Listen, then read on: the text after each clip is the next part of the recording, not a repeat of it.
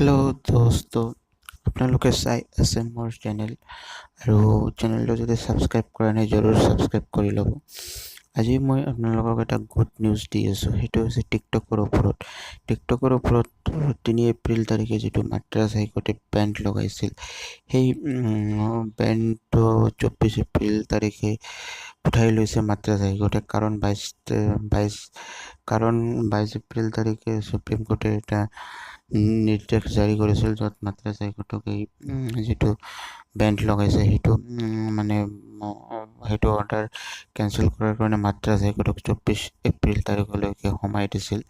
সেইকাৰণে 24 এপ্ৰিল তাৰিখে মাদ্ৰাজ হাইকোৰ্টে এই বেনটো হটাই লৈছে আৰু এতিয়াৰে পৰা আপোনালোকে প্লে ষ্ট'ৰ আৰু এপ ষ্ট'ৰত টিকটক এপছটো পাই যাব আৰু আগৰ নিচিনাকৈ টিকটক এপ ইউজ কৰিব পাৰিব। তথাপিও ইয়াত কিছুমান টাৰ্মছ এণ্ড কণ্ডিশ্যন বান্ধি দিছে।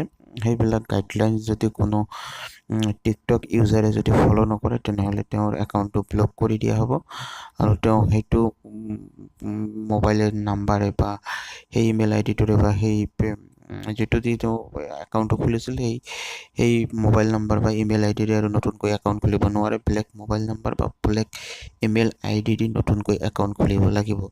আৰু এই গোটেইবিলাক গাইডলাইন সম্পৰ্কে জানিব লাগিলে টিকটক এপছত গৈ ছেটিংছত গৈ টাৰ্মছ এণ্ড কণ্ডিশ্যনত আপোনালোকে যাব পাৰে।